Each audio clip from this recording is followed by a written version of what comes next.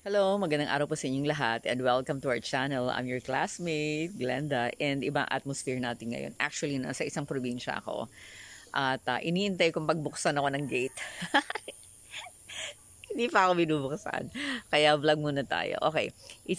By the way, before we start, salamat sa lahat ng mga bumili na ng ebook natin, yung ating guide para sa pag-manage ng cancer treatment side effects. Okay? So, we're talking about radiation, chemo, okay. Basically, life during cancer treatment. At ito ay tumatakel sa mga struggles natin physically, yung mga side effects, emotionally, psychologically, and spiritually. Okay? Tapos may bonus pang 2 ebook. Sa lahat ng mga bumili, thank you. Sa lahat ng mga gustong bumili, discounted pa rin sa www.thepinkytown.com. Nandun po ang detalye at through GCash lang yung payment natin. Okay? I'll send you more instructions once na-send na po yung payment natin. So, ito po, may nag-feedback na recently. Ano sabi niya? You're a good writer.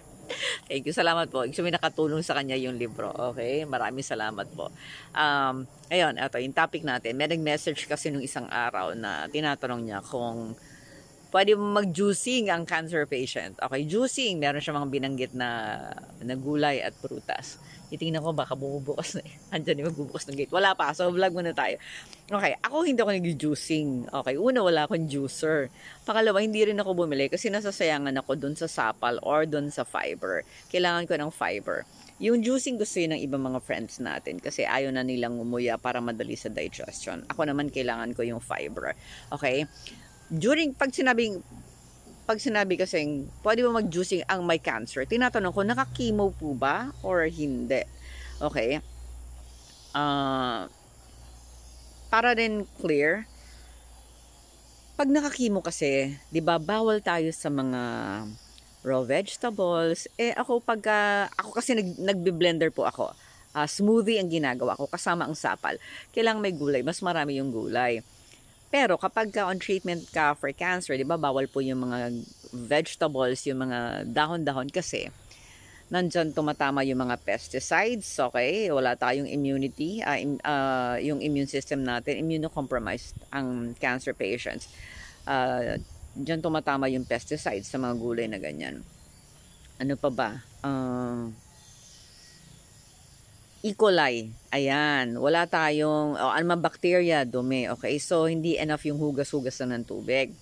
Kaya binabawalan po muna ang mga cancer patients na kumain ng mga gulay na raw. Hilaw ha, hilaw. Iba po yung luto. Luto pwede. Hilaw. Yun ang ginagamit for smoothie or sa mga juicing, 'di ba? So hilaw na gulay ang pinag-uusapan natin. Pinabawalan dahil nga sa mga kadahilanan nun. Wala tayong protection laban sa E. coli, pesticide, insecticide na maaring nai-spray dyan sa gulay na yan. Hindi naman pwedeng puro lang tayo prutas. Kasi sabi nga ng isang doktor na kakilala ko, ang dami nagkaka-diabetes sa kaka-juicing na yan kasi puro prutas. Akala nila healthy, yun ang taas-taas ng sugar content. Okay, ngayon, kung prutas naman ang gagamitin, kung carrots, balatan, pepino, balatan. At least yung laman ang matitira. Balatan. Pero ingat sa pagbabalat. Binalatan mo nga, pero hinawakan mo na yung nawakan na natin yung carrots o yung pipino nung may balata, nandun din yung dumi, nandun yung bacteria. So, binalatan mo na, tapos yung kamay na yun, hawak-hawak mo naman yung malinis na. So, ako minsan talagang hinuhugasan ko mabuti. Bago ko pa man balatan, hinuhugasan ko ng mabuti. Ay, may tao. Okay. Hinuhugasan ko na ng mabuti. Alright. Tapos, binabalatan pa rin balata. Minsan nga bago balatan, binababad ko pa sa water with baking soda para talagang malinis. Hello po, good morning. Hindi pa ako pinagbubuksan kaya nagbablog muna ako. Sige po. Ayan. So, paano kapag cancer patient ka? Okay, una, discuss nyo rin with your doctor. Pero kung ako, ito lang ang gagawin ko. Hindi kasi ako nagbe-blender, smoothie pa rin. Huwag ka lang kakain ng prutas na yung may balat pa. Katulad ng grapes, ng strawberry. Kasi kailangan kainin nyo ng buo Iwas na sa mga ganong prutas. Pero kung ang prutas naman ay saging, pwedeng balatan. Orange, kailangan balatan. Mansanas, babalatan, pwedeng balatan. Carrots, pipino. Sa tingin ko pwede naman siguraduhin mo lang na malinis ang pag-handle.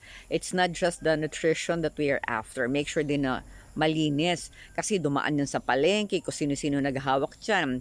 Okay, babalatan nga natin. Again, ako I keep track of dirt. Yung pinanghawak nating kamay, hawak natin yung mansanas na expose ako ano-ano. Tapos binalatan mo nga, like, I have to repeat this kasi minsan nakakalimutan natin to. Binalatan natin, kala natin linis-linis, pero hindi tayo conscious yung kamay natin na pinanghawak. Hindi malinis, okay? So, yun ang babantayan natin, baka naipatong sa kung saan-saan.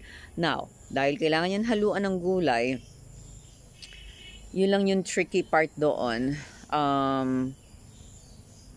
Siguro kahit pipino na lang muna, blender or yun yung i-juicing nyo para hindi masyadong puro puro fruits din. And then kung too risky, lalo na yung kasagsagan ng chemo, yung mga yung mga strong na medicines, okay, na talagang bumababa yung nagdadrive yung immune system natin, yung andaming side effects. Parang wag na i-risk na kumain muna ng raw vegetables kahit pinabad. Parang wag na muna. Antay na lang natin na humupa muna o matapos muna yung chemo. Okay? Wag nating pilitin. Pwede naman kasing kumain ng vegetables na luto. Yung raw, wag na muna. Kaya gusto natin mag-juicing, wag na munang pipino kasi pwedeng balatan. Pwede pa. And then carrots, sige, go, pwede. Now, ang kamatis. Okay, ang kamatis mas masustansya naman siya pag kinakain ng luto.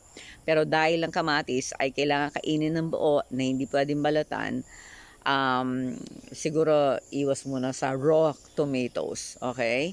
Kahit salad pa yan, iwas muna din sa raw tomatoes. Mas maganda pa rin yung luto. Okay? Para mas protected. And kahit po lulutuin, mas magandang malinis ang ating pagkain. So, hugasang mabuti.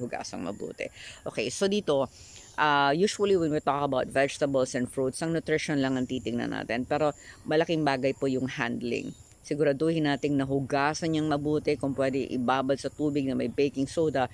And then siguraduhin din yung kamay natin ay malinis. Hindi yung, okay, naka-gloves ka nga. O kaso, pinahawak mo ng sandok, bigla mong hinawakan yung basahan, pinunasan mo yung lababo, hinawakan mo yung, ako binabantayan ko yun. Lalo na hindi tayo masyadong sensitive kapag naka-gloves tayo. Naku po, ako nag-gloves kasi nagkaka-allergy ako sa sabong panghugas ng pinggan So, kailangan tutukan din natin yun. Alright? Pwede po tayo maging healthy. Maliban naman po sa pagkain ng mga vegetables or fruits na ginawa nating juicing natin or blender. Pwede pa rin naman kumain ng masustansyang gulay na luto. At mas preferred po ang luto ng ating mga doktor para sa mga pasyente natin na immunocompromised because of chemotherapy. Okay? Pero napakaganda po ng attitude natin na nagsisearch tayo para tayo ay makakain ng mga pagkain na maging healthy at na magiging healthy tayo at makakalaban ng ating katawan sa chemo war na nangyayari sa loob ng katawan natin. Alright? Pero like what I said earlier, bantayan natin yung kalinisan. So may mga prutas na pwedeng gamitin, yung mga pwedeng balatan, pero yung mga iba na kailangan kainin ng buo katulad ng grapes, ng strawberry, tas yung kamatis, pati ba, iwas muna sa hilaw na version ng kamatis. Okay, luto pwede. Alright? Okay, so umaasa po ako na patuloy tayo magsasaliksik at magsisikap na makakain ng masustansya, na malinis, para madagdagan ang ating lakas. Huwag masyado magpanik na kailangan biglang mag-juicing agad dahil on chemo. Mag-blender agad doon. Relax lang. Pwedeng maging masustansya ang pagkain kahit luto. Alright? And huwag natin kakalimutan ng kalinisan ng ating kinakain. Maraming salamat po sa inyong lahat. God bless you all. Stay safe. Keep on praying dahil habang may nakikinig sa panalangin, matatapos din ang dilim. Bye-bye. God bless you all.